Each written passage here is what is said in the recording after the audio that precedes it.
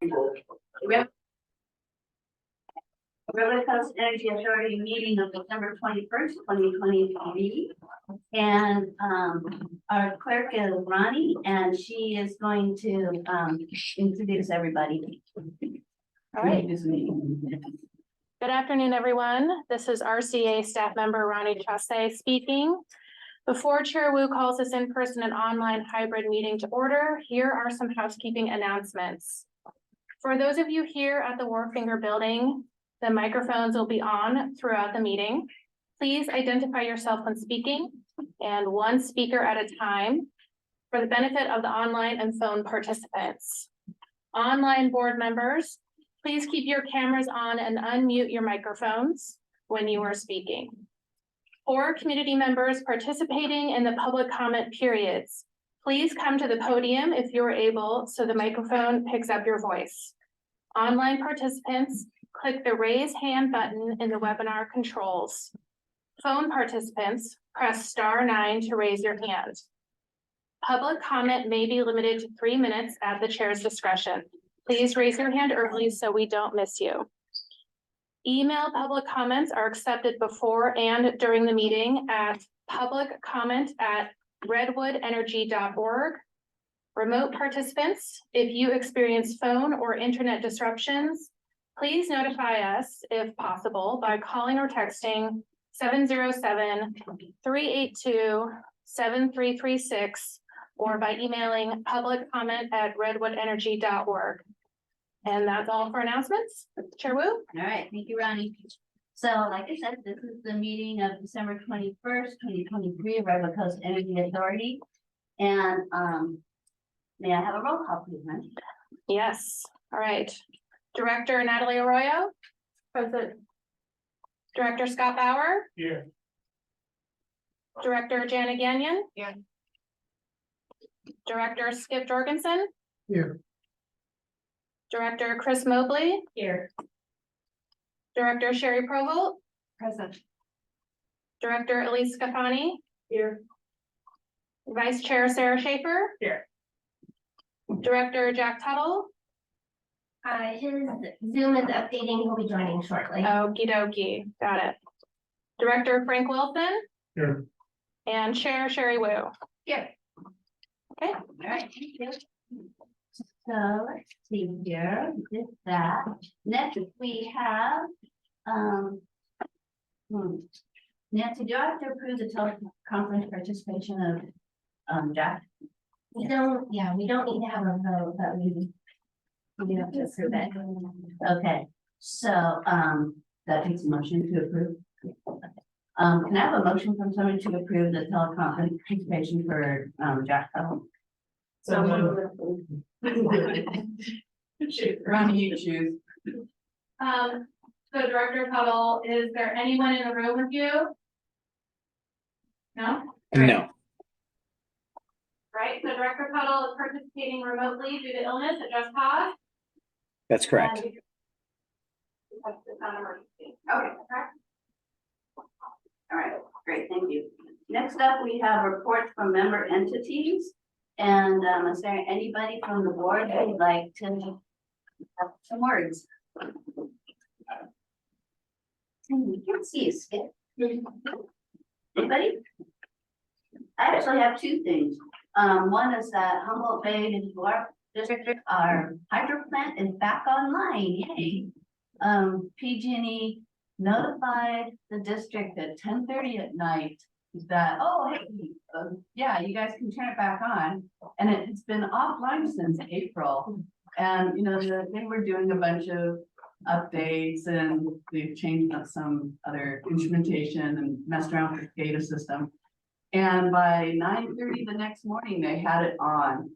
I was amazed. Like, I can't even fix the settings on Windows, right? You know, the whole thing crashed, but they were able to do that.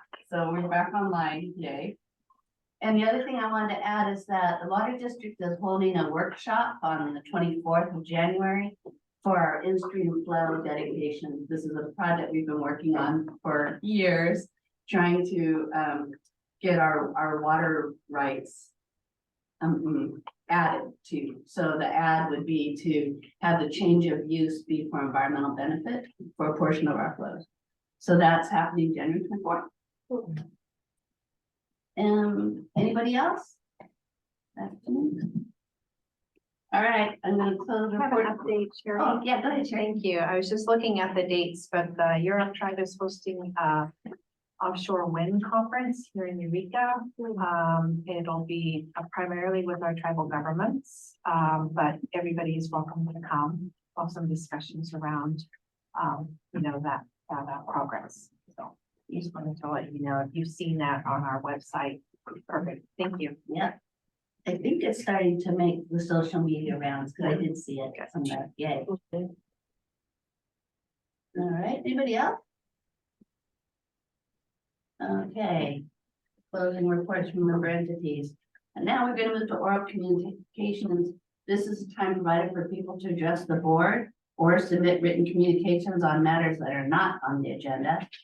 And the board may respond to statements, but any action, we have to do it at a future time. So at this point, is there anybody in the room who would like to address the board? Not seeing any, and how about online? Not online. Okay. That's it then. I'm gonna close oral communications, move on to the consent calendar. All matters on the consent calendar are considered to be routine by the board and are enacted in one motion. And we don't discuss them separately, but we can if you want to pull any of these, and then we can discuss them. So item 4.1, approve minutes of November 16th, 2023 board meeting. 4.2, approve the disbursements report. 4.3, accept financial reports. 4.4, authorize an increase in the executive director's spending limit to $30,000 for labor and employment matter legal services for fiscal year 23-24. 4.5, authorize the executive director to execute amendment number 1 to legal services agreement with PefferLegal for RuralREN. Is that right? For RuralREN regulatory support and legal services through December 2026 for a not to exceed value of $100,000 per year, subject to sufficient budgetary allocation. And 4.6, authorize the executive director to execute the $20,000 e-bike voucher funding agreement with the city of Arcata. So I'll first go to the board and then I'll go to staff. Is there anybody from the board who wants to pull any of these items for discussion? I'm not seeing anybody. And staff? I would like to pull 4.4, please. Yep. Okay, and then is there anybody from the public in person who would like to pull any of these items? Not seeing any. And how about online? Not online. Okay. Can we have a motion for 4.1 through 4.6 minus 4.4? I'll make a motion. I'll second. And this is a roll call vote, right? That's correct. Okay, go ahead, Ron. Right, Director Arroyo, Yes. Director Bauer, Yes. Director Gagnon, Can I abstain from 4.1 since I was not here? And yes to the rest. Director Jorgensen, Yes. Director Mobley, Yes. Director Proval. Yes. Director Scafani, Yes. Vice Chair Schaefer, Yes. Director Tuttle, Yes. Director Wilson. Yes. And Chair Wu, Yes, motion passes. thank you. Now let's go back up to 4.4, authorize an increase in the executive director spending limit to 30,000, etc. Go ahead. Yeah, we got an estimate after the packet had been published, where we needed to increase it to 40,000. So we made the revision to the staff report after the agenda was posted, and so wanted to pull it to update the action language, to increase the spending limit to 40,000. Thank you, Arlene. Any discussion on this from the board? Go ahead, Nellie. I'm used to seeing like between 50 and 100,000. Commonly, but it's not, I don't want to just put it up there for no reason, but that seems still kind of low for an organization that has expenditures of this scale. Is there any reason that 40,000 was the request? So the spending authority of the executive director is at 20,000, and that's historic. And we are in the process of developing a procurement policy that will ask the board to extend that to a higher limit. And this particular line item just got away from that budgetary allocation. So we'll make a more comprehensive Yeah. plan. Yeah. Okay. All right, I'm fine with it, but I just wondered, it still seems frankly kind of low for the types of things we need to do. Anybody else from the board? And I'll take it out to the public in person. Nope. And anybody out online? No, online. Okay, so I'll entertain a motion that, well, yeah, amended as you see up on the screen. I'll make a motion to approve 4.4 as amended. Second. Roll call vote, please. Roll call vote, Director Roya, Yes. Director Bauer, Yes. Director Gagnon, Yes. Director Jorgensen, Yes. Director Mobley, Yes. Director Progel, Yes. Director Scafani, Yes. Vice Chair Schaefer, Yes. Director Tuttle, Yes. Director Wilson, Yes. and Chair Wu. Yes. Great, motion passes. Thank you, everybody. So we get to cruise right along here. Old business, there is none. New business is item 7.1, presentation of January 2024 PG&E rate change. We're gonna have a presentation by Sally Redwood, our account services manager. I just wanna quickly, before she gets started, she gave a presentation last week to staff on the rate change, and I was like, this is something I think the board would like to see it so that you can share this information with your constituents. Sally was not planning on doing this, but she rallied and got this put together really quickly. So I really appreciate her time in putting this together for you. Thanks, Ann. And I'm kind of concerned, is this, move this back a little bit? I don't know. Are you able to see the screen? Okay. Yeah, so once again, I'm Sally Regley, Account Services Manager, and good afternoon to all the board members and guests. So today I'm going to share a presentation about the January 2024 rate change. We'll look at the rate making overview, the 2024 rate change, affordability, the rate setting process. I thought I'd share some other rate related updates and resources for customers. First of all, there are two filings that PG&E and IOUs are responsible for. One of them is the general rate case. They provide this to the CPUC, and we call it the GRC. It is focused on the transmission and distribution charges, and it gives an in-depth look at the IOU's revenues and expenses. So it's every 4 years. This current one is 23 through 2026. But in between, there's also an annual update that they're able to file because a lot of things happen between that 4-year period. Here, the CPUC, again, takes an in-depth look. They approve a rate of return on these capital expenses. And that becomes the the transmission and distribution component of the rate. In addition to that, the IOUs file an energy resource recovery account. It's called ERA, and this is the generation portion. It applies to RCEA, or it's what we look at most. This proceeding happens every year, and it's a forecast of what the energy costs are expected to be the coming year. And it also allows the CPUC to take a look at what the power charge and difference adjustment is going to be. And it's to allow PG&E to recover fuel costs for producing electricity from their own plants and for the cost of buying it from third parties. In addition to the annual ERA, though, they are able to put in an application. It's called the ERA trigger application. So if they forecasted incorrectly and costs were higher than they expected over a certain threshold, they can make another filing, which they did this past quarter. And the CPUC did allow them to recover some extra ERA funds from January through June. Next slide. So what I did was I put this slide in, the circle pie there is actually just the increase that's expected in January. And it's a system average of about 18.2 for residential. And again, the two components, generation and T&D.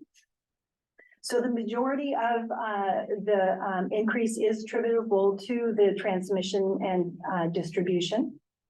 And the generation percentage, although it's 45% approximately in January of this 18%, again, the ERA trigger is going to roll off at the end of June. And so it will drop down as of July and for the rest of the year, depending on any other filings that PG&E does. But that's what that looks like.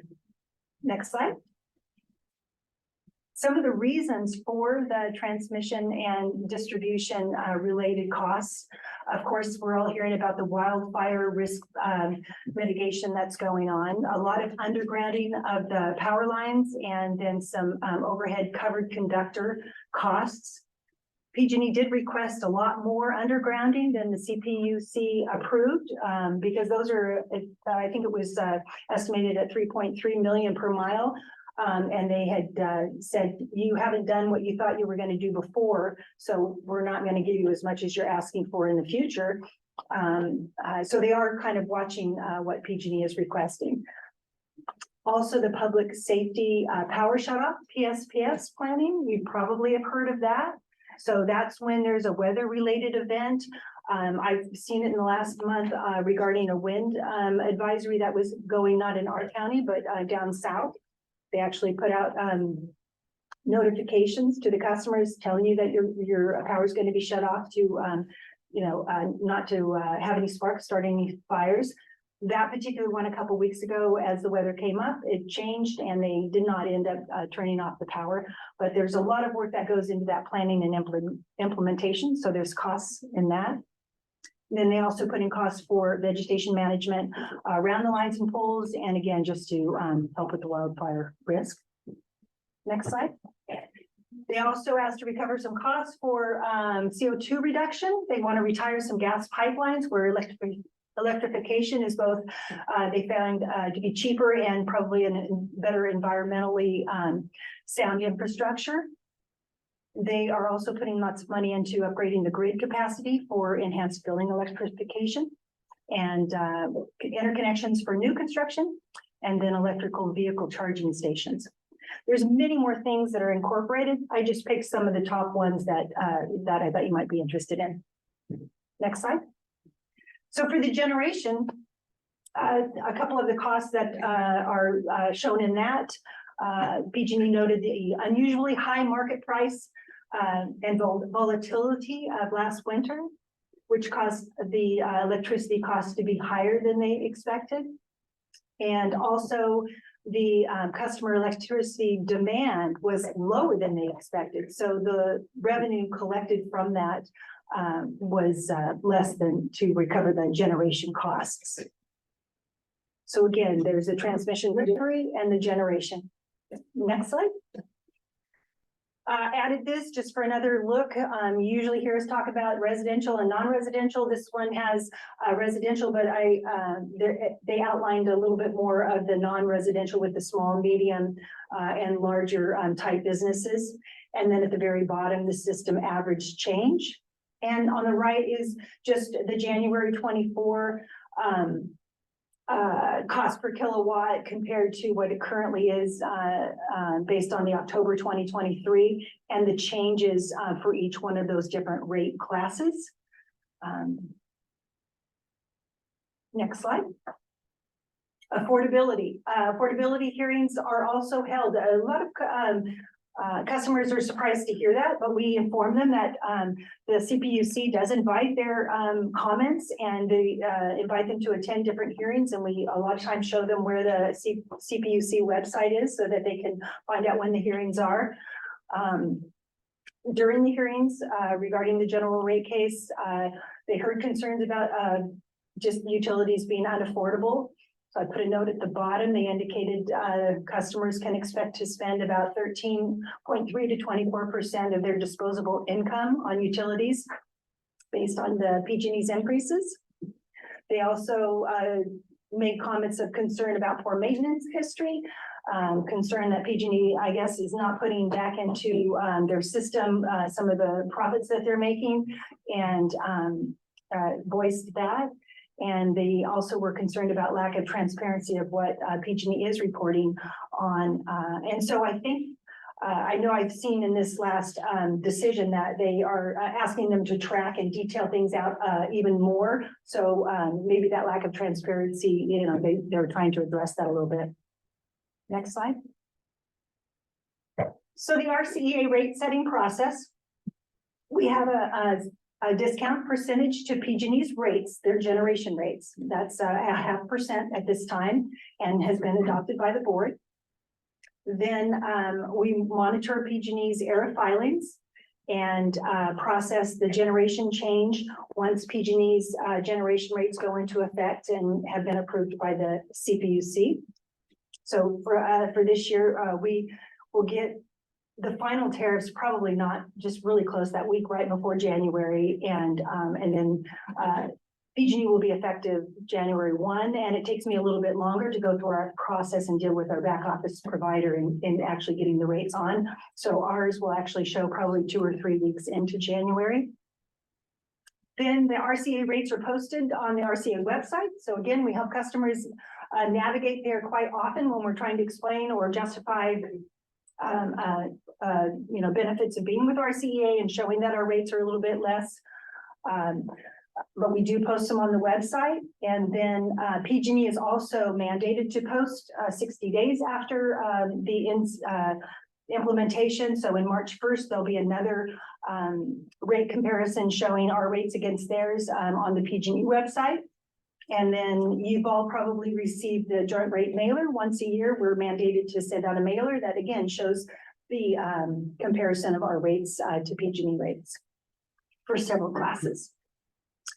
Then as far as revenues due to the changes that are going to happen, RCA estimates the expected rate increases or decreases and incorporates them into our budget. So these 2024 rate increases will be evaluated during the mid-year budget review, and you'll be hearing about, and it will be reported on at that time. Next slide. So I thought I'd just mention a couple of other related rate-related updates. I spoke to you about the net billing tariff, I think last month. And we were set to begin the billing of that December 15th, along with PG&E. They have submitted a request to the CPUC to extend that implementation because their billing systems are not ready to start that process. So they asked for August of 2024. CPUC said, no, we don't want that cost shift to happen for that long. We'll give you until April to institute your billing system and start. So although we have the tariff and people are technically net billing tariff customers, they're on an interim NIM billing schedule until operations are ready with PG&E and Calpine. There's also the income fixed charge that you might start hearing about. We certainly have gotten some calls regarding it. Again, I put it's slated for implementation in 2020. What I mean by that is AB 205 is mandating that the CPUC adopt this in July of 2024. It will be 2025 before it's actually implemented on the billing system, but it is going forth, and this is on the transmission and distribution side, not the generation, but I still thought it was appropriate to mention It will unbundle costs from the volumetric rates and shift a portion of those costs onto a separate fixed charge. So you'll see less in the kilowatt rate and some attributed to this fixed cost. Because if you think about it, it costs to be a customer with PG&E, whether you use electricity or not. If you're connected to the lines and the poles, there's a cost to being a customer. But it imposes the fixed charge on the basis of income, and that seems to be what we're hearing most people say. You know, how is this fair? How can they do this? So I think there'll be lots more to report on as we move into 2024 on this subject. Next slide. There's also a business rate change. So this is basically the good news. So PG&E this last quarter, and they started in October, they identified businesses that they feel a rate change would be a benefit to them.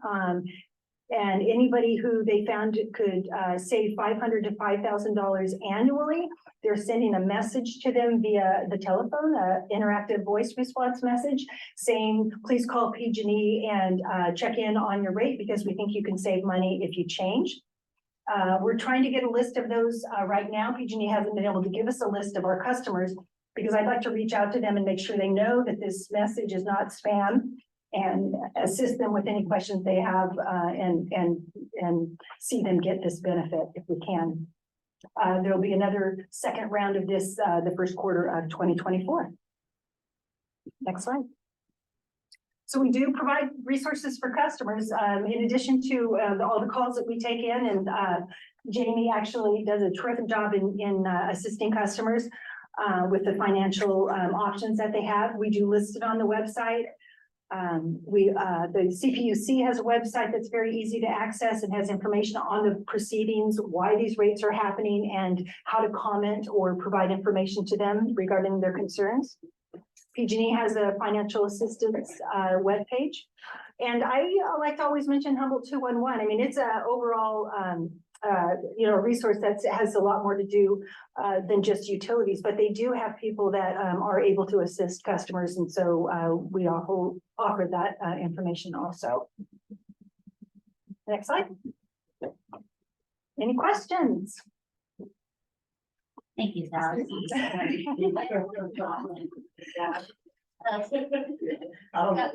I don't know where to begin. I mean, that's a massive rate increase. And I guess the first question I have is, does the rate increase benefit our CEA? I mean, are we just matching the revenue increase? Or do we actually generate a revenue increases from that situation? The revenue will increase with it, yes. So Sally had on there, and it's so nuanced and complicated. I actually took it off because the bigger picture. So she had estimated from January to July, RCA will see between 400 and 600,000 increase in revenue from the rate increase on generation. But however, when the ERA drops off in July, the rates may go below what they were from that October 23 number. So the net 2024 revenue, we may not actually see an increase for the whole year. Okay. So the first 6 months, yes, but when the ERA drops off, it possibly can go lower than it was in October. So, and I think, Sally made that caveat unless PG&E does another filing. And so, that was the reason I changed the slide. We do our best to estimate rates when we prepare the budget, and then, the mid-year is where we kind of see what actually happened and how that's going to impact RCA's bottom line. Natalie. I was intrigued by my understanding of that presentation was that the part about demand being lower was that was a justifiable reason to raise rates because demand was lower than expected. And then combining that with the new income-based fixed charge makes it sound like the demand is going to continue to be, or the revenue based on demand is gonna continue to be lower, so does that mean that we're likely to see? I don't think I'm articulating this very well. Yeah. Does it mean that we're likely to see those rates continue to go up and not justified by the fact that like, because we focus on energy conservation and Yeah. all of these things that are gonna reduce both demands, they're gonna reduce usage. So I'm curious how we see that all kind of playing out, does that just mean the rates are gonna continue to go up accordingly? Well, there's a lot to unpack there. The way I see it is that, the rates, the electrification is coming. So even though we may conserve energy and that is our goal and all of that, I think the load's going to increase in electrification. And when we speak to these things, PG&E is speaking statewide, not necessarily here in Humboldt County. And as far as I think they didn't use as much energy. I don't know that was attributed as much to conserving energy as it wasn't a cold winter and they just didn't use as much as they did before. So there's a lot of factors into why the usage was less than expected. And there's just so many factors into, will rates continue to increase? I mean, I think if you ask most people, they feel like they've only ever seen them increase and not decrease for one reason or another. Either they're putting more in, into the infrastructure and into what they're trying to provide for safety for everyone, but that costs. And then the CPUC is trying to make it affordable, so they're spreading it over longer periods or cutting back what they're allowing PG&E to try to accomplish in a certain amount of time in order to balance the rates, because there's 3 or 4 components there they're all trying to balance. I don't know if that answered your question, but yeah, unbundling that income-based fixed charge from the kilowatt rates, so it does seem like that's gonna further drive down the income if those have been from what it would have been if those had been bundled. So I'm curious how that will affect the projections of rates going up in the future. I guess that's hard to be seen. Yeah, to be seen. Thanks.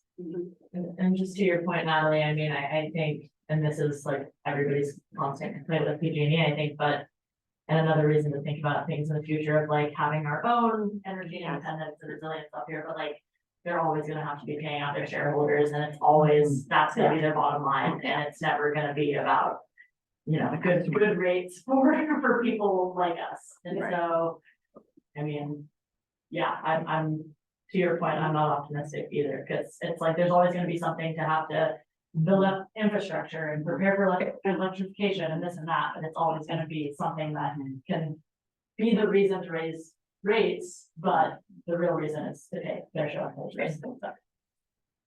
And to pay for their negligence of causing wildfires, and so we gotta pay for their lack of upkeep in order to pay their ratepayers or pay their shareholders. And so it's like, I see the anger, I have the anger, I'm sure a lot of ratepayers do, that my rates keep going up, because of a poor business model. I mean, that's what it boils down to, and it's unfair. Well, it's not a poor business model, it's probably a good business model. Yeah. What's that, Bill? AB 205. What Sarah's saying and what you're saying, I commend your report. They gave you the deal like that. If you've ever seen them in the office, they can move it to lately. They're a big corporation that does nothing but figure out how to move decimal places.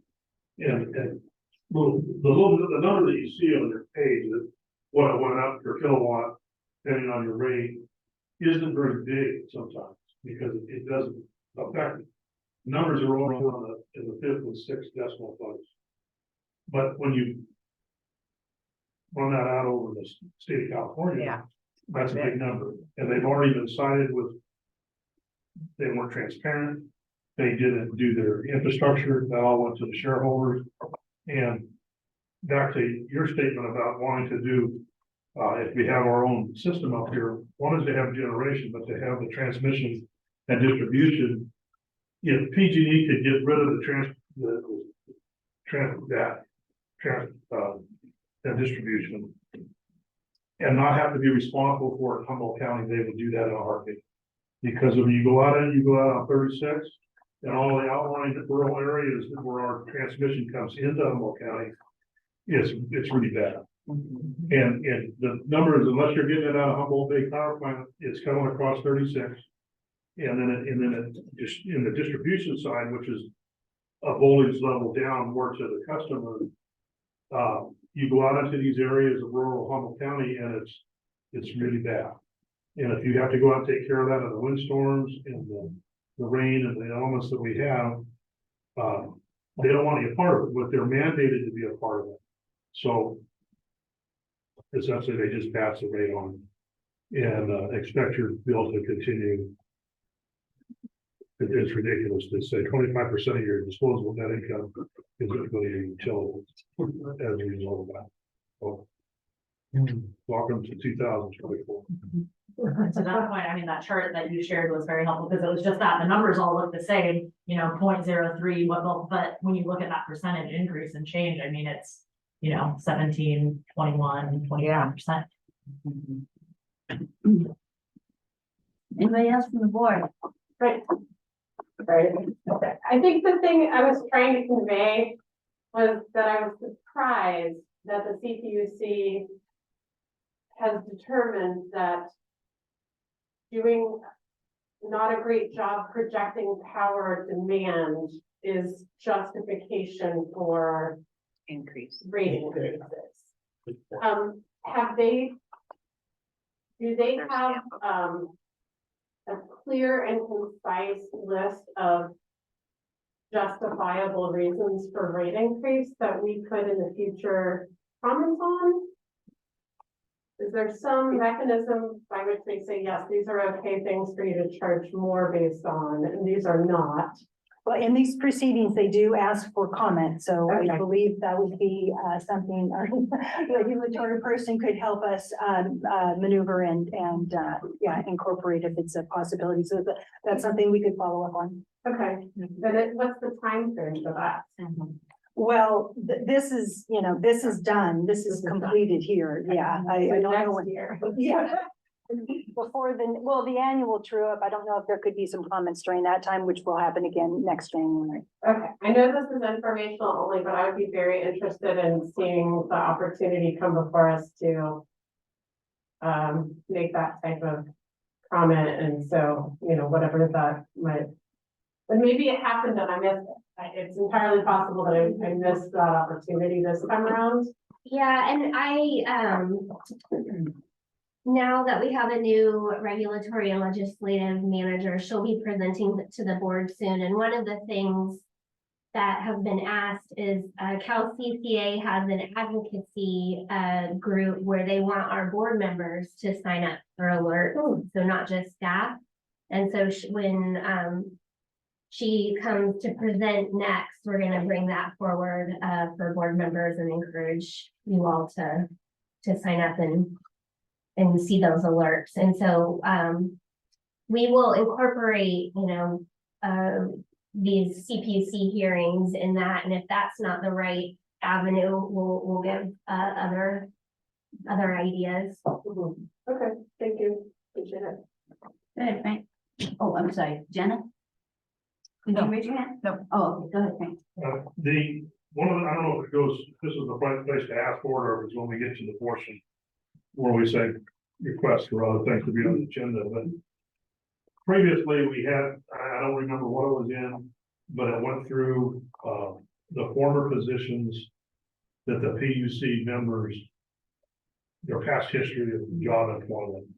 And we listed it in here somewhere, and it talked about several of those, commissioners worked for PG&E or San Diego, and were employed by them and then moved over to the PUC thing. So I guess in a perfect world, there would not be any conflict of interest there, but there seems to be. So PG&E has a pretty good grasp of who's on the board. And if we were to bring that up, it would be good if we were able to find that again, the the career history of those people that are on the board that you're gonna send your complaint to.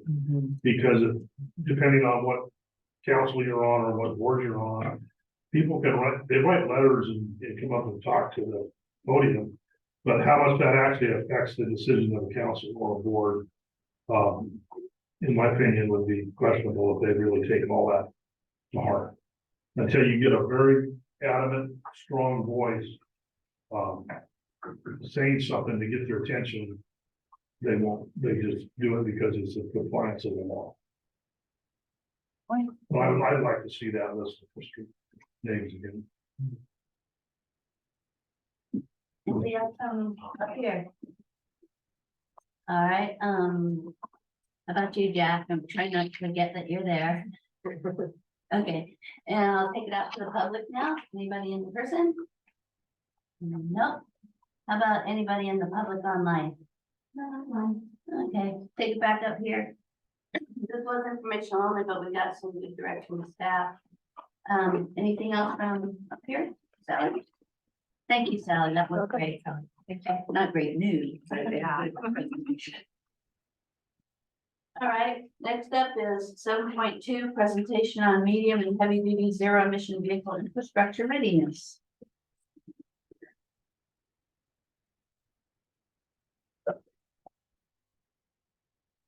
Hi, my name is Mike Avcali. I am a senior manager on our infrastructure planning department, and thank you all for making some time to listen to this presentation about some planning work we've done around medium duty, heavy duty vehicle electrification, zero emission vehicle adoption. I just want to make sure I understand how to use the cursor. Yeah, great. And then is there a pointer? Yes, it's clicker above that.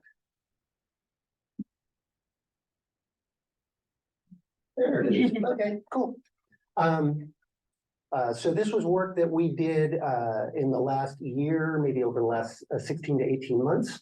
And just to give us an idea of why RCEA is focusing on transportation, we have some goals in our repower strategy. So you see 6,000 electric vehicles in Humboldt County by 2025 and 22,000 by 2030. We want to help develop and encourage workplace and residential electric vehicle charging infrastructure to support those goals. We want to work with our local member agencies and other public agencies to reduce vehicle miles traveled in Humboldt County by 25% by 2030, reduce greenhouse gas emissions from transportation by over 65%, and maintain a trajectory of emissions reductions to eliminate all fossil fuels by 2050. Down in the bottom right corner, you see a year by year vehicle population of light duty vehicles, even though that this is a different topic. There was good data about where we're at on meeting those goals. Say the first goal of 6,000 vehicles. What you see down there is that we've got about 2,000 as of 2022. That doesn't have this last year's data in there. This is also vehicle sales data from the California Energy Commission. Anecdotally, and I can tell you personally that a lot of people say I myself went and bought a zero emission vehicle outside of Humboldt County for cost reasons. And so this might not reflect the true number of vehicles on the road here in Humboldt County. These are sales figures, but they are the data that we have. So that's about 2%. By the way, there's about 100,000 light duty vehicles on the road estimated in Humboldt County. So we're at about 2% right now. Again, a year behind. The data is about a year.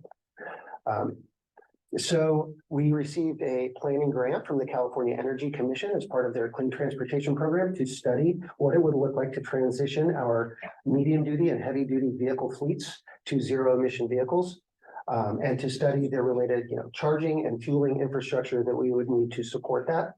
Our study area included Del Norte, Humboldt, and Trinity counties.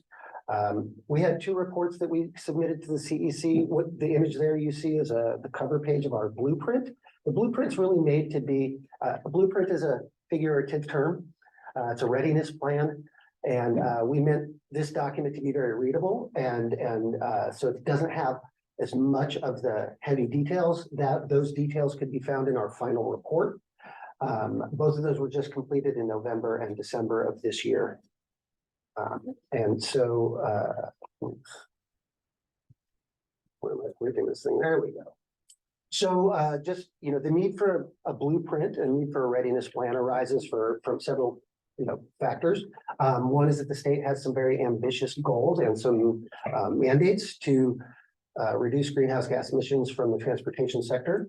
In Humboldt County, for our last greenhouse gas inventory, the transportation sector was a little over half of our local emissions. The medium duty, heavy duty sector is about half, a little over half of those emissions. So it's a very significant portion of our greenhouse gas emissions in a rural area. Zero emission vehicles need different fueling infrastructure than what we have today. So there's going to be a big need to increase that, to study that need to meet those goals. We have some electrical capacity here, but I think we've heard a lot in our in other presentations that we have limited electrical capacity across our grid. We have transmission and distribution constraints. And hydrogen is something that's very new as a transportation fuel. And so there's a lot of work that needs to be done to study that, understand it, and eventually implement that. The image in the bottom right corner there shows our study area of red circle around Trinity, Humboldt, and Del Norte counties. So now I'm just going to jump into the main findings. There were 6 main findings that we came up with. I'll say that a lot of the not this slide, a lot of the analytics you're going to see, we worked with Shots Energy Research Center. They were our subcontractor and partner in this work. So we would want to acknowledge their effort and the work that they put into this report as well. But what you're seeing on the left is the county's greenhouse gas inventory from 2015. My pointer's not really working, so I'll just say left and right. And on the right are the statewide emissions.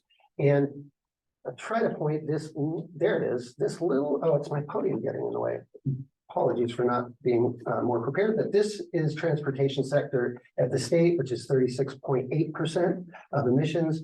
The orange slice of the pie or yellow slice of the pie is transportation emissions in Humboldt County from 2015, a much bigger percentage of overall emissions.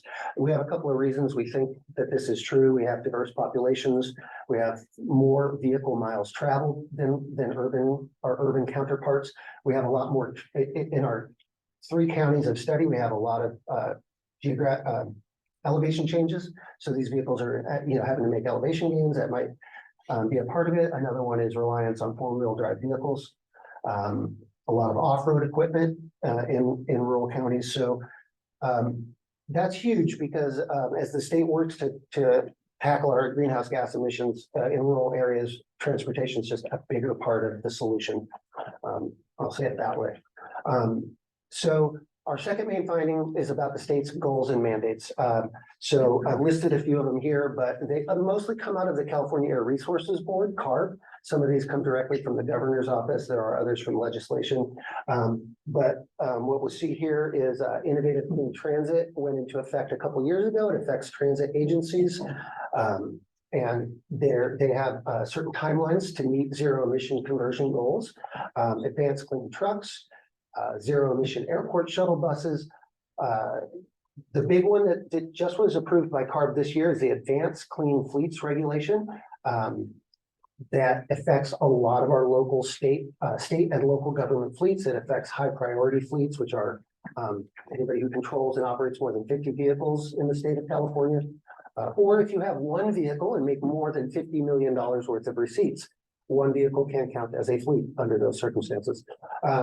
Drayage has some pretty aggressive goals for the drayage sector of transportation. That's any vehicle that takes goods to and from ports or intermodal rail yards. That's the definition of drayage.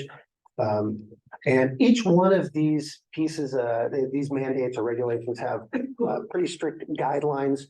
Some that I could just say in a sentence or two. There's another one, Executive Order N 7920 comes out of the governor's office. It's an executive order, and that governor's order mandates that light duty passenger vehicle sales must be zero emission. 100% of them, of the sales, must be zero emission by 2035. The Advanced Clean Fleets Regulation kind of does the same thing for the medium duty, heavy duty fleet sector. All sales must be zero emission by 2036. Those are pretty aggressive goals. And that's the very high level view of those goals. We did a workshop for local fleet operators just on understanding the advanced clean fleet regulation. It's so wide, it has such a wide impact, and it's very hard to understand. We generally refer people to CARB directly. Once we've gone through the kind of the high level, it can be pretty complicated. So, we feel like there's a lot of room for public education in this space, and it's part of why this blueprint was such an important project for us. So our third finding is that to meet those mandates, we're going to have some very rapid conversion of our fleets across the Tri-County area and across the state. And one way to get, to think about this is that by 2045, this is a hard and fast rule, but the general goal is that all vehicles in the medium duty, heavy duty fleet would be zero emission vehicles by 2045. So again, over here in my little side note, you see 100% of the sales need to be ZEV by 2036. 100% of the fleet itself needs to be zero emission by 2045. We estimate, this is based on something called emissions factor data that we get from CARB. So it's hard to ground truth this data, but the data we have says there are 14,000 or so medium duty heavy duty vehicles in Humboldt County, close to 2,500 in Del Norte County, and 2,200 in Trinity County. And so, again, like this graphic comes from CERT. If we start in 2024, when the earliest of the mandates come into effect and convert about 5% of our fleet over time, then the blue line is showing that incremental increase in percentage to where by 2036, all of the new vehicles would be zero emission vehicles. So you get to 100% of new vehicles. The total population doesn't change as quickly. It incrementally goes up, and by 2045 eventually hits full zero emission vehicles. So, for Humboldt County, that's 14,000 vehicles by 2045 that would need to be converted. And about 900 a year between 2036 and 2045. This is just one way we could meet this goal. This is not mandated that we follow this path, but as we looked at all the varying mandates, Shots and Edge Research Center and our CEA said, this is one way we could meet those ambitious goals. And so if we do end up successfully converting all of these vehicles, there's going to be a massive increase in refueling technology. That's electric vehicle charging, that's hydrogen for hydrogen fuel cells. We looked at two different scenarios. One of those scenarios would be converting all of the vehicles in the fleets to 100% battery electric vehicles. And so the graphic on the left would show that this is an increase in electric usage down here to meet that. So it would add by 2045, that would add estimated 260 gigawatt hours of electric use. The line up at the top is our current electric use from 2021, 821 gigawatt hours. So about a 25% increase in our electric load across the county. This is for Humboldt County. We also looked at a 50-50 split. Half the vehicles are fuel cell electric vehicles, half are battery electric vehicles under this scenario. And so there's just two different axes on this graph, one showing metric tons of hydrogen needed. That gets to about 6,000 in Humboldt County every year. And, pretty simply, it just cuts the demand for electricity in half, about 106 gigawatt hours a year under this scenario. So about a 12.5% increase in electric load. The fifth finding is that, this charging and fueling infrastructure doesn't exist on our landscape right now. And that's going to mean we have to find places we can put it. With hydrogen, it acts a lot like gas. You have a fueling station. You would want to locate fueling stations in optimal locations. CERT looked at two different size fueling stations. The big circles are 5,000 kilograms a day. That's based on other statewide, other transit agencies that they could study in the state. I think Alameda Contra Costa was their kind of test case. And 1,000 kilograms a day is a small station. And so they've located them throughout our study area in a way that they thought would meet the regional transportation demand. Some of that geographic location is based on where do the vehicles live, lack of a better word, or where they are domiciled is one of the terms you'll hear in transportation. So fleet operators, they don't all take their trucks home at night. They tend to stay at the yard at the, a common example would be any of the member agencies here might have a corporation yard where the vehicles are parked at night. They're it's not that simple, but we did identify a couple hundred fleet operators, and this kind of then shows, actually, I think we got up to 400 fleet operators, and so 100 to 200 in a big circle, 25 to 60 in a medium-sized circle, and so on. The smaller circles have fewer operators. We think that electric vehicle charging is going to be placed at those corporation yards, at the place where the vehicles are domiciled. Some of it will need to be out in the public space, but mid-route charging is not ideal for somebody who operates a vehicle commercially or has a duty cycle that's in the middle of the day stopping to charge is not very functional. We need both, but in a 50-50 scenario where we would need eight 1,000 kilogram stations a day, and I believe it's 5,000, 5 of the 5,000 kilogram stations a day across the Tri-County area, we would need 9,000 EV charging ports across the Tri-County area. If we went 100% battery electric vehicles, that would be about 18,000. There's some simple math involved. We're just saying we need one charging port for every vehicle. It's not that simple when you go to plan your fleet and your fleet electrification. Some vehicles don't need a full charge. You might be able to get away with one charger for every 2 vehicles. But this is a high level look at the kind of the outside edges of what we would need to meet these mandates. But those are all the things that we think, are the findings from our study, but we also realize that even though those are great goals and there are ways to get to those goals, there's still some pretty significant barriers to zero-emission vehicle adoption. Permitting for ZEV fueling infrastructure is new. Hydrogen has a bunch of safety concerns. Permitting processes, we think, can both be streamlined and in some ways for electric vehicle charging, I think they can be streamlined, and that might be a little easier. We need things to get through permitting quicker to get them installed. Hydrogen fueling, there's a big learning curve around the safety. Workforce development, right now our workforce is mostly trained to work on internal combustion engine vehicles and diesel vehicles. And so everything from the drivers, we've learned a lot from Humboldt Transit Authority, who has gone ahead in developing a lot of their infrastructure and their vehicle fleet. Because they were subject to the innovative clean transit laws that came into effect earlier. So how you drive the vehicles is different. How you fuel the vehicles is different. How you repair the vehicles is different. So there's workforce development needed across all of those areas. And then we really need the utility to collaborate, because while everything from individuals to state agencies to local governments have mandates, we haven't seen that utility mandate doesn't seem to exist. There's a broad mandate to provide service if you're PG&E, but we really need them to come on board and up the availability of their of transmission and distribution capacity so that we can meet some of these challenges. And then there's fleet operator concerns. We did some workshops with fleet operators. I attended a transit symposium. The most common concerns we heard were vehicle availability. Not everything that we need today is being manufactured today. There's not a zero-emission vehicle for every single vehicle that you find. Vehicle cost is still very daunting. There are voucher programs, incentive programs, and rebates, but that doesn't cover the entire cost. So vehicle cost is huge. Range limitations, especially for battery electric vehicles, are not always a good fit for the duty cycle that exists today. That's one reason why hydrogen fuel cell vehicles are a very good option.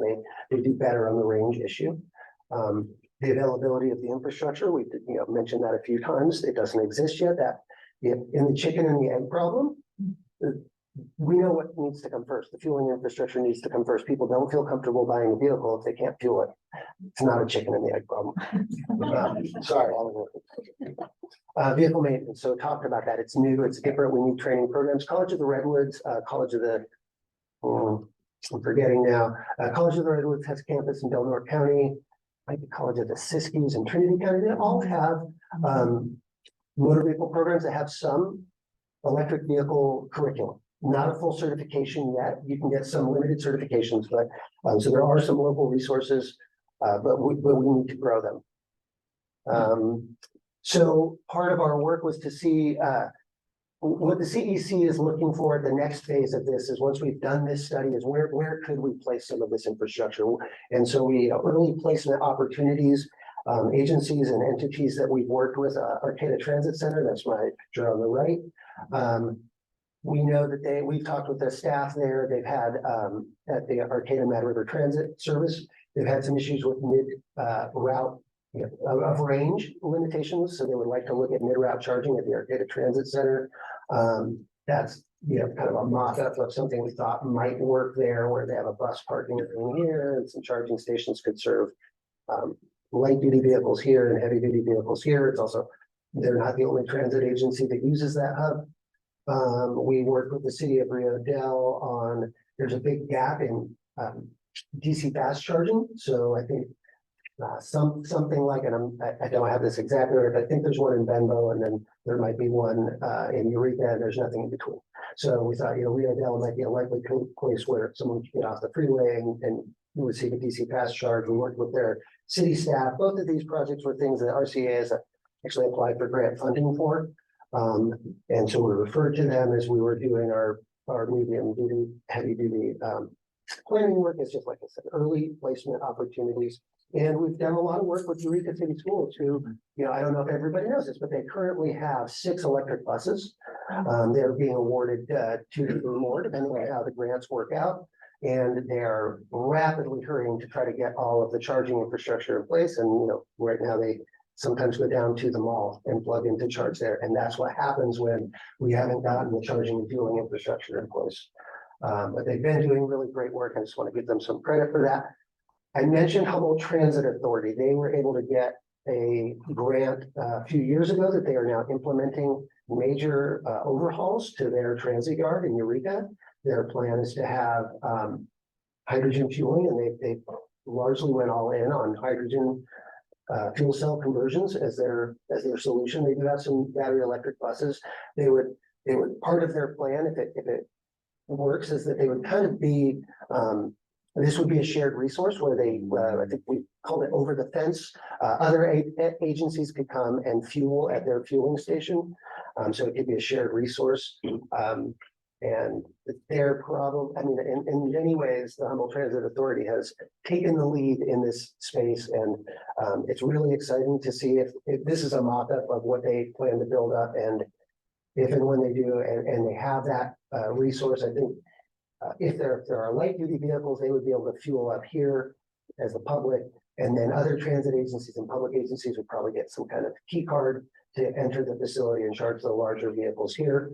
And we think that's a great opportunity and kind of a role model situation. And then we didn't just want to point out all of the barriers to ZEV adoption. So in our final report and in our blueprint, we really provide a lot of resources.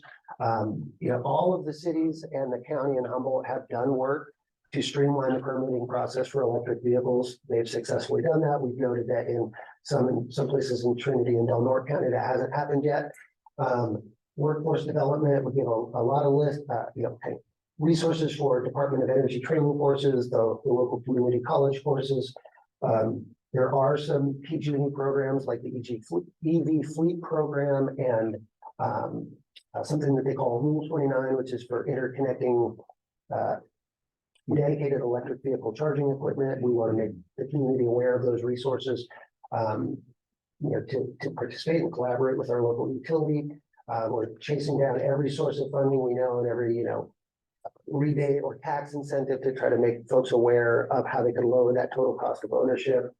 I think public events, we would like to spend some time getting this blueprint, the information contained in the blueprint out to the public, and we think that it can help market acceptance the more we are talking about what the solutions are and what options are and what does the transition look like.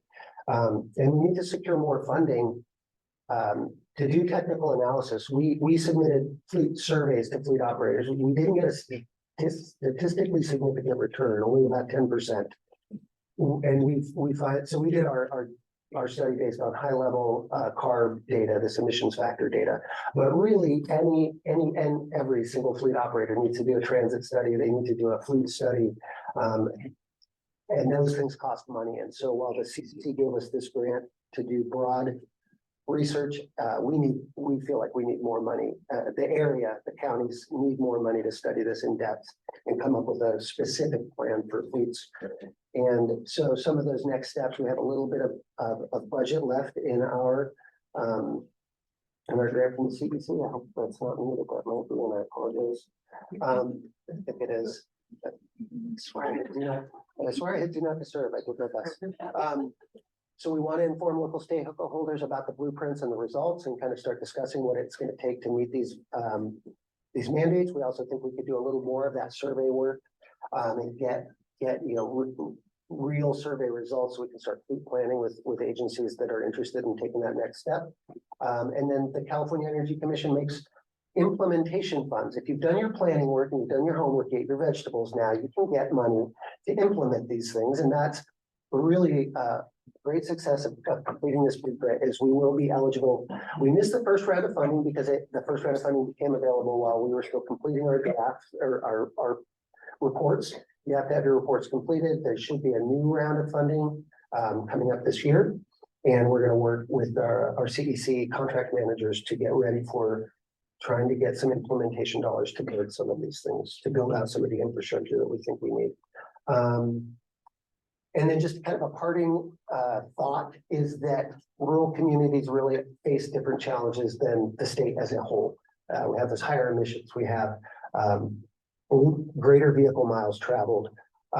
We have less of an economic model for someone to want to come in here and install this infrastructure for us to as a business model of making money. So there's going to be a lot of need to have, we believe that the state really has to invest in rural areas. You know, our state network of roads is interconnected. If there's a piece of us that breaks off, or if the rural areas are left out of the state's funding and the state planning, it's going to really create, you know, like islands of folks who are not connected. This image here is Highway 199 on fire this summer.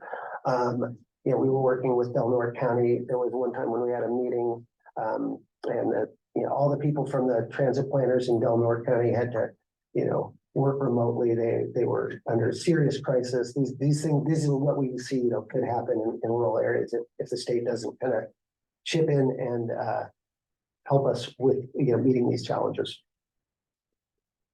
I think I didn't get questions slide, so I'll stop there and say, please, if you have any questions.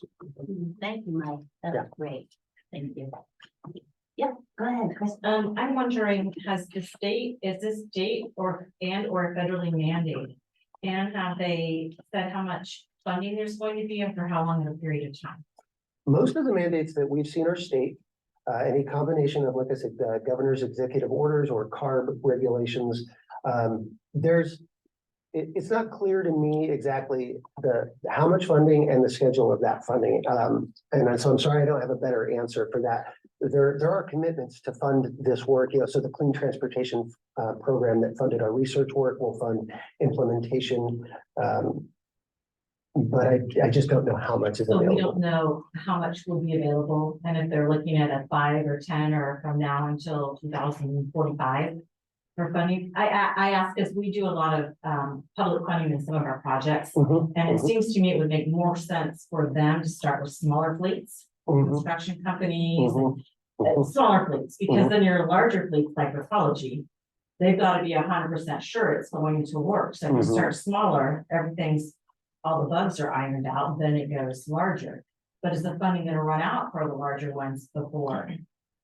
A good question. And I'm sorry, I just don't know the total amount of funding dedicated to this or the exact cycles. I will say there's some things for small counties and small fleet operators. We are in a considered low population county. All 3 counties in the study area are. And a small fleet is anybody who has 10 or less vehicles. The mandates get pushed back 3 years. So they give a grace period to say you don't have the same aggressive timeline for compliance. So there are some carve outs for rural and small counties, but that's about the only thing I said that touches on that. Question. What percentage? Say a vehicle costs $80,000, what percentage are they going to reimburse that fleet owner for? Because if you have 10 vehicles and you're replacing all of those, plus put in a charging station let's have to figure out where you're gonna have them serviced. Yes, so I could just say, this is an anecdotal,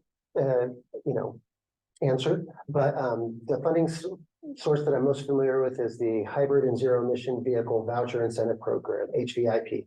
I work with the Eureka City Schools, and their buses cost about $320,000 to $400,000, and the funding gap was between $40,000 and $60,000. So that the voucher for a $320,000 bus was $280,000. There was a $40,000 funding gap. If they had to go out and buy so it covers more than the cost of the new diesel bus equivalent, right? It's a better option for them to get the zero-emission vehicle voucher rather than go out and buy a new diesel bus. But they don't cover the full cost. It's not no cost. And that funding cycle has, that funding source has about $63 million statewide, funded through 2025. So, and it's a very piecemeal landscape. There's, different agencies are making mandates, different funding sources come online. It's been very difficult to comply with, the state would offer the vehicle voucher, and then they did not include the infrastructure voucher. They said it's separate programs. Very recently, the state solved that. Said now, if you get in the line for one and you get a vehicle, we will automatically put you in line for a charger rebate. So there's some improvement in how the state is dealing with that. But it's still a very piecemeal landscape. Is there a concern for Eureka City Schools, if it needs to be serviced? I mean, Yeah. what if they have 2 buses down and then they only have 3 used? Yeah, it is a concern. It's a huge concern.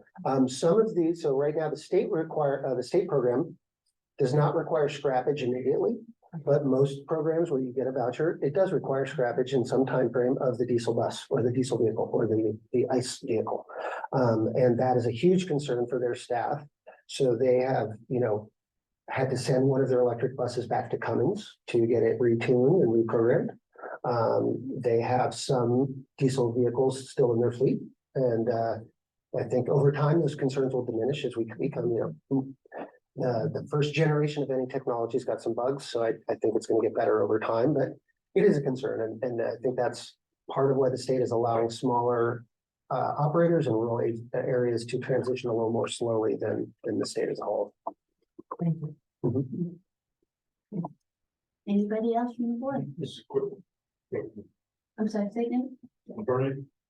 Did you say that, Humboldt Transit Authority is gonna produce their own hydrogen, or they're bringing it from somewhere else? I don't think that's fully known yet, but what I've heard is that it will likely be trucked in to start, and then they will look for options to make it locally. Well, I'm saying, look for options. I can answer that. I'm the HTA board chair. Okay, I'm the chair of the board if you want, or Nancy probably knows about it. There's not a plan to produce hydrogen here in Humboldt County. There could be in the future, but HTA will be procuring hydrogen from another source. There's a source in Sacramento, but it's not contracted yet, so we don't have any agreements in place to procure. And hopefully it will be produced in as green a fashion as possible. But that's it will be brought in from outside.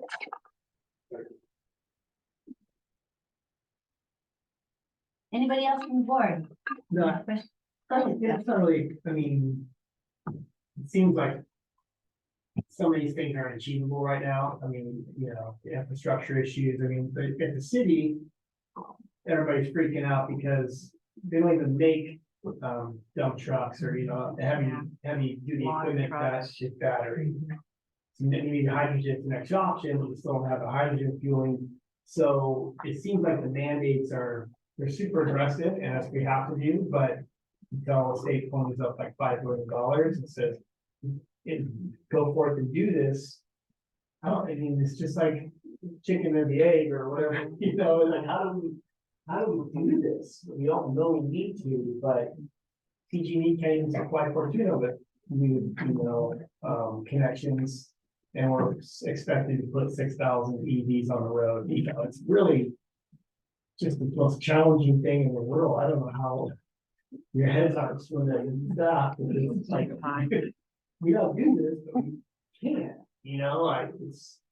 fascinating. I don't have a comment more than a question, I'll just go away. I appreciate that comment, and yeah, wouldn't have anything to argue. To me, it seems very challenging, and I think sometimes we want to have the answers, and we don't have all the answers. So one of my takeaways was this is a problem over time we can and will solve. Greenhouse gas emissions is a problem over time we cannot and will not solve. We cannot live with a planet that has the amount of GHG emissions we have from fossil fuel use. That's a problem unsolvable. This is a challenge. It's very difficult. We're trading one problem for another set of problems, but I think ultimately these are achievable. But it's not easy, and it's the opposite of simple. I want a good call on that. RCEA should go into the hydrogen business. I mean, if we build our own fuel, our own, production facility, we got the water. We got plenty of water. Why wouldn't we do that? That's all. Good. I have a comment and then a question about the report itself. This is fascinating. Thank you. It's such a valuable document. There's so many questions that I've had and really, I'm going to keep referring to it. So my comment is really with respect to some of the concerns about the vehicle servicing and availability of fuel. I will say I'm really proud of Humboldt Transit Authority. We're really just so assertively going after like the first wave of all of this. So we've had electric buses for a while. We provide maintenance support to outside agencies. Very selflessly, I would say, just offering for various school districts and even the private sector, to kind of troubleshoot some of these things. We're going to have the hydrogen buses coming really soon. They're going to be assembled starting this next year, and then an over-the-road coach. So we're having anyway. So there's a lot of exciting stuff happening with HTA, and it might be good to. I looked around and I was like, oh yeah, me and Nancy are the only ones that are in those HTA meetings on the regular. So it might be good to provide an update about some of those things that intersect with the work that RCEA does, because there's a lot of cool stuff happening. And a lot of technical assistance that HTA can provide to all these different folks in the community around a lot of these emerging technologies. And then the question I had was about permitting. So I see under actions to accelerate the adoption, permitting is one of the first items here. And we've seen with issues around housing and offshore wind, the state moved to expedite permitting processes and make state land available, for example, for housing, to help incentivize development of these things that we want to see. Have you seen any moves or legislation around that, either making state land available or expediting permitting, or both, for the build out of some of the charging and fueling infrastructure that we'll need for this? Yeah, I mean, for the electric vehicle charging, yeah, there's two assembly bills. I don't have the numbers, at the top of my head. One that required online permitting process, and so I think all of the member agencies, that do permitting are working towards getting an online permitting process. And the other one is to make the process go quicker. They say, well, if you don't find any substantial reasons to deny the permit, and it gets a little complicated, but it's like 1 to 5 chargers. You have, I think it's a 10-day turnaround as the permitting agency to find a substantial reason to deny it. And then after that, it's substantially approved. And then it's, I think, 25 days if it's more than 5 chargers. Something along those lines. I'm sorry, I don't have all those facts, but it's kind of like saying, we're going to move you ahead at this pace. And so permitting agency, make your substantive comments within this time window, or we're going to, consider it. That there's no real reason to hold back the permitting process or delay it any longer. So that's around electric vehicle charging. I don't have as much knowledge around hydrogen. And that is a quick time frame. Yeah. Our permitting, we wait anywhere from 1 to 3 months. Yeah, definitely thinking about the fueling, the hydrogen fueling. I mean, I appreciate that the electrical vehicle charging is moving along too. Yeah. It just seems like a lot of the medium and heavy duty vehicles, right now with it, technology we have, it's hard to envision that anytime soon those will be battery electric. It seems more likely that they'll be hydrogen. Mhm. And so I just haven't seen as much expediting of. I think that's largely around safety, the hydrogen molecule is. It's tricky to deal with, right? Yeah. So I guess it's got boil off issues at room temperature or ambient temperatures. It's got, it's so new that I think it's hard to expedite that at the moment. And maybe you alluded to this, but if we move too fast, it's a balance between environmental quality and not shorting on the environmental quality, making sure when you expedite something, you're doing it in a safe and responsible way. I also say I've heard from transit operators and a lot of folks across the state, it is really hard to know. My crystal ball is not good enough to know, will one technology win the race over another? I could give an example, but in charging ports, there's a lot of there's 5 different types of port, right? And which kind of plug do you have that you plug your vehicle into? And there's some consensus that one of the charging standards is going to win. There's not a lot of consensus about will battery electric vehicles really give way to fuel cell vehicles. I don't know that, but I think that one of the risks inherent in not knowing is building out infrastructure for the loser. If one of these technologies wins and you've built out a lot of infrastructure for the other, you have a risk of stranded assets. And so everybody's definitely doing a dance to try to get these things in place in a reasonable and responsible way. And that's why I said it's not always clear cut to me how to, maybe it's easier to bring up, concerns than solutions. And I apologize for that. Good, Jennifer. So this is sort of zooming out a little bit. You had mentioned, I think in the report that, if we meet our MDHD goals, that there's a 25% increase in the power we need locally. If it went 100% battery electric. Yeah, that's right. Yes. So do we have numbers that obviously are going to be continually refreshed as things progress, but do we have numbers about what we need in the region, and it could be a region of the study, the 3-county region, for full sort of transition of the transportation sector, full electrification in the building sector, and the other sources of power that we need here locally. So 25% increase for this, for light duty vehicles. What is that increase going to be? What is the increase going to be for full building electrification? Because I've done sort of a cocktail napkin. And pretty quickly we triple or quadruple our power need here, because we're at about 100 megawatts and up to 300 or 400 megawatts is sort of my cocktail napkin, which of course. All right. Yeah. So anyway, I think it would be interesting for RCEA as a part of these ongoing studies, because this is incredibly valuable for background information for decision making, to take a look at that full picture and add all those other pieces to it. So that's just what I would recommend as a ongoing study to this. Cool. And if part of the question was, does that exist already? I would think the answer is no. We have not been doing that. Yeah, because that informs our ability to advocate with the state and the feds for these transmission upgrades, for other things that are needed to achieve those goals. And there are some investments that are no regrets, like transmission and distribution upgrades that will allow for, Fortuna to plug in another toaster.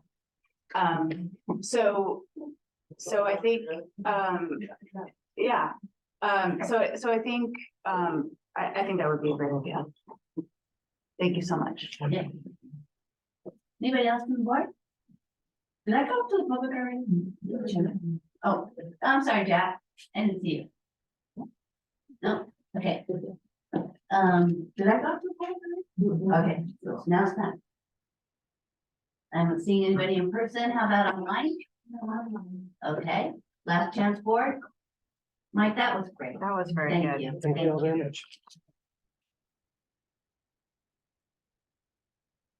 Alrighty, next up, 8.1. Deputy Executive Director report on upcoming community advisory committee appointments and other topics. Yeah, I wanted to take the opportunity with everyone in the room to give an update on the vacancies that we're gonna have, our terms expiring in 2024 for our community advisory committee. Our committee is up to 15 volunteers. Each agency appoints one volunteer. The county has 3, and then historically we've had 4 at-large positions. As of 2024, we're gonna transition 2 of the at-large positions to be appointed positions for our new member agencies, Redwood and Eureka tribe. So we have a lot of terms expiring, so I just wanted to go through the list. Lori Takeda is going to be reaching out to those of you that have terms expiring to see if the member wants to be reappointed, or if you have someone that you want to nominate for the position, and we'll bring this back as an agendized item in January or February. So of the 2 at-large positions, again, it was 4. 3 of those members have indicated they're interested in reapplying, but we will have a vacancy for Eureka tribe, Readiness, Rancheria. The county will have 1 vacancy. Ferndale will have a vacancy, but the current member is interested in reapplying. Fortuna will have a term expiring, and that member is interested in reapplying as well. Same with Humboldt Bay Municipal Water District. And then currently Rio Del and Eureka both have vacancies. So Lori Takeda will send out applications to those of you, if you have anyone interested. We'll also solicit for the public to apply. And just check your email, and we'll be in touch with more information. Thanks, any questions? Comments? How long is the appointment for? They're 2 years. And they meet every other month. Right. But it is a much later meeting. Yeah, it's Thank you, Chris. 7:30 to try to accommodate people that have a day job and have trouble making daytime meetings. Sure. Great. Any other? One more question. Are Yeah. those available to be online Zoom, or do you have to be in person? So it is a Brown Act body, and we have the meetings very similar to this, where we can have up to, the just cause or emergency circumstance to be remote, but other than that, it has to be in person, or if it can be somewhere where we can agendize a public location. So if someone could come to the tribal offices and do the meeting, we could do it that way as well. Any other questions on this? Go ahead, now. But there could any, work done by the group to identify if there are like specific skill sets or, backgrounds that they would benefit from? But they kind of be like, and a lot of times boards make a wish list, so like, who'd like someone who's like, yeah, who's an accountant, someone who's, X, Y, Z. No. What I heard, and specifically from Sherry in the past, wanted to have a group of community members that reflect the diversity of our community. And the idea of the community advisory committee is to amplify, our messaging and to get feedback from our community. We have, over time gotten people to volunteer that are very interested in energy related topics. So I don't know if that's as representative of the community, as the original intent of the community advisory committee was. Yeah, so I do, want to stress the importance of having our member agencies appoint people that, you know, they feel would be good representation of their community. I'll agree to that. I feel like sometimes, well, that was one of the reasons why we came up with the guidelines for what. They're an advisory, or it says in their name, as advisory, and they really, some members, I think, wanted to have more decision-making power than we were, than it was set up to be, so. And we do have to cover that when we do the members, hopefully with the whole committee. Yeah, I agree. We're not passionate. Yeah. And I want to thank you, Chris, for being our liaison. The meetings were really good. Thank you. Good job. Thank you. Good job. Yeah, you learn a lot. Yeah. Any other questions or comments, discussion from you? And then so this is breaking news. I don't even know if Dana's team knows this yet, but we got news and it was confidential, but the governor's office just published it on their website, so it's no longer confidential. That RCA was awarded, and we haven't signed the grant agreement, but a $3 million grant for a proposal that infrastructure and planning team put together for energy resilient fire services in high threat communities. So this is our partners in the grant are Eureka Tribe, Karuk, and Cuba, and there's others. This is an exciting next step in the work that our infrastructure planning department's been doing. Excellent. Yay. So awesome. It's looking at like energy storage, critical facilities, correct? Mostly, yeah. Yeah. Basically, just keep them online. There's a mandate. Yeah, thank you.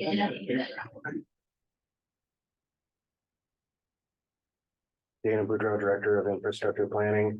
The grant is going to be for facilities that are in outlying areas serving low income and hard to reach communities. It's going to be mostly fire facilities, but there will also be telecommunications and some other sites as well. It'll be resilience features, which will be renewable energy generation on site coupled with storage. And we're really just trying to keep them functional during times of emergency and focusing on the firefighters because they're the first line of defense in many circumstances, including just walking down the street during the day.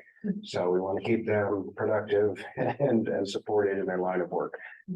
They will have a mandate in a couple of years, I forget the date, to be operational for 96 hours. So our goal is to hit the first 48 hours and leave room for expansion so that they can grow easily into that mandate. We'll have more in January, I think. Very good.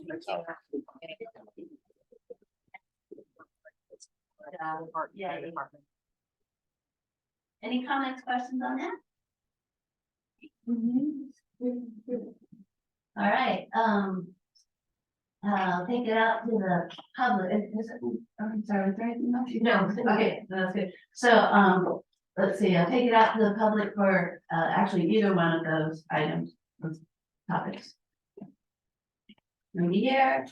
Anybody online? No online. Okay. So that takes care of 8.1. We have future agenda items.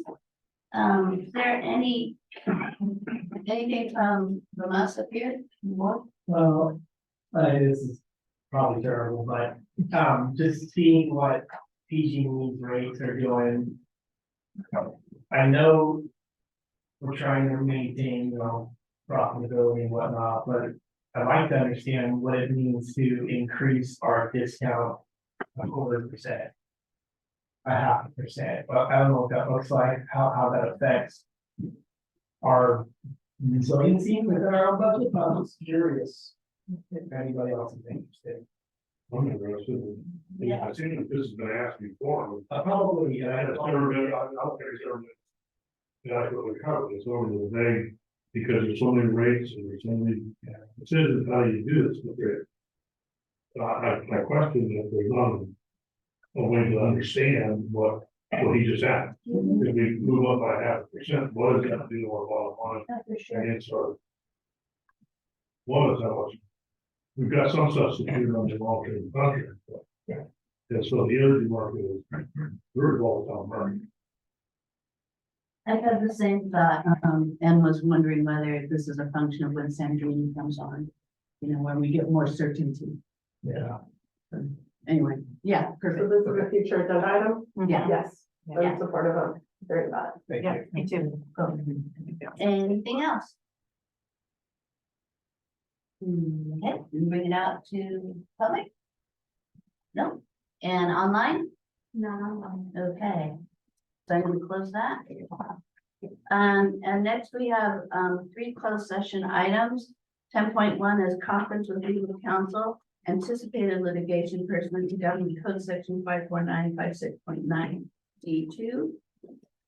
10.2 is conference with legal counsel, existing litigation, CPC 22-02-005.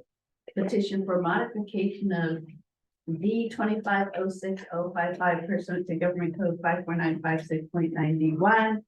So glad we have an attorney for that. And then 10.3 is public employee performance evaluation pursuant to government code section 54957 B1 executive director. Okay, yeah, do we have any comment from public here? Before we go into closed session? None, and then how about online? Okay, so yes, we would like to get everybody out so we can have our closed session.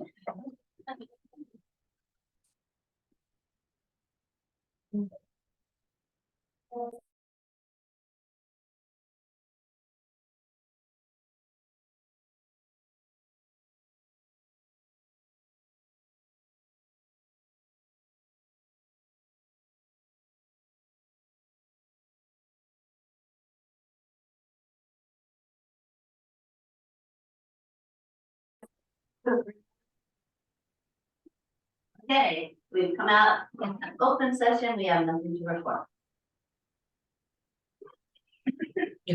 Motion to adjourn. Oh, sorry, and to adjourn.